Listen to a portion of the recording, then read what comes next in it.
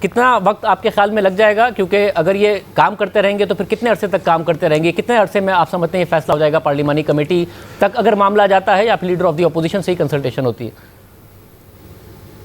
میرے حساب سے یہ سارا ڈیپینڈ کرے گا اب لیڈر آف اپوزیشن کے جو بال ہے ان کی کورٹ میں.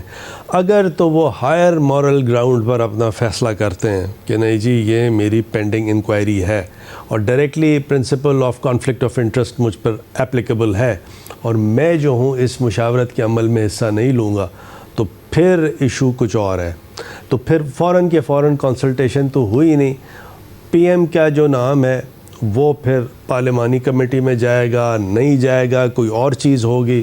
ابھی اس میں ہم کچھ کہہ نہیں سکتے کیونکہ وہ پھر انٹرپریٹ کرنا پڑے گا. اور اگر بالفرض شہباز شریف صاحب کہتے ہیں نہیں جی میں تو کنسلٹ ضرور کروں گا، میں کانفلکٹ آف انٹرسٹ کے پرنسپل کو نہیں مانتا فار ایگزامپل، تو وہ کنسلٹیشن سٹارٹ کریں گے. اور وہ میرے خیال میں پی ایم تو کوئی ہفتہ بھر کے اندر اپنے جو ان کے ذہن میں نام ہے وہ سارے پلیس کر دیں گے. اور پھر سارا ڈیپینڈ کرے گا شہباز شریف صاحب کو کہ وہ کتنی جلدی رسپونڈ کرتے ہیں.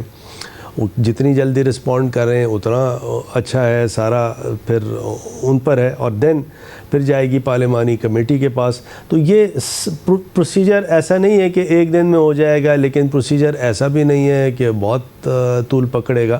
تو یہ میرے خیال میں کوئی ایک آدھ مہینے میں کوئی اس کا رزلٹ سامنے آ جانا چاہیے. مطلب تو یہ اتنا آخر میں دیر کیوں ہو گئی؟ آپ ایک مہینے پہلے یہ پروسیس کیوں نہیں شروع کر لیا گیا تھا کہ اب تک مکمل ہو گیا ہوتا؟ اگر انہیں توسیع ملنی ہوتی انہیں مل جاتی، کوئی نیا لگنا ہوتا نیا لگ جاتا، یہ درمیان میں معاملہ نہ لٹکتا. میرے خیال میں یہ ایسی جو ڈیفیکلٹ چیزیں ہوتی ہیں اس میں بڑا ڈسکشن کرنا پڑتا ہے. اور یہ میرا اکیلے کا فیصلہ نہیں ہے، یہ تو مشاورت میں آپ سمجھیے کہ اسد عمر بھی تھے اور شفقت محمود بھی تھے، پرویز خٹک بھی تھے، شاہ محمود قریشی صاحب بھی تھے، بابر اعوان بھی تھے، فواد چودھری بھی تھے، کسی سٹیج پہ ایک آدھ سٹیج پہ علی ظفر صاحب بھی تھے، پھر اٹارنی جنرل بھی ساتھ تھے. میرا اور ان کا تو بڑا اچھی ورکنگ رہتی ہے آپس میں، تو ہم دونوں بھی تھے. اور تو یہ پھر فرام ٹائم ٹو ٹائم پھر پی ایم نے بڑی اس کو تھنک تھرو کیا. بڑی ہمارا ڈسکشن مطلب ایک آدھ دن کا نہیں، مطلب یہ ڈرافٹ بنانے کے لیے بھی اس کے جو اور بھی چیزیں ہیں اس کے اندر بڑی ڈیٹیلڈ ہیں.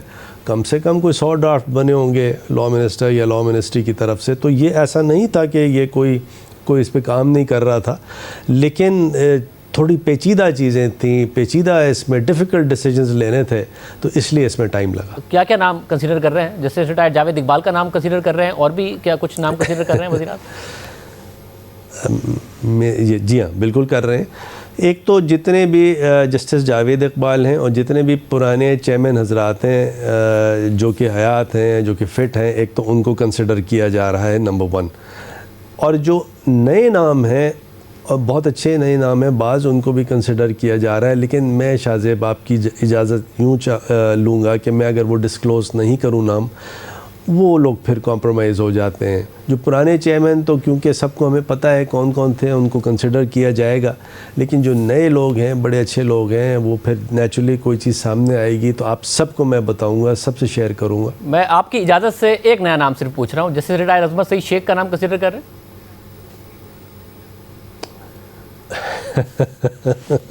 نو کامنٹس. بہت شکریہ فاروق رسین صاحب ہمارے ساتھ موجود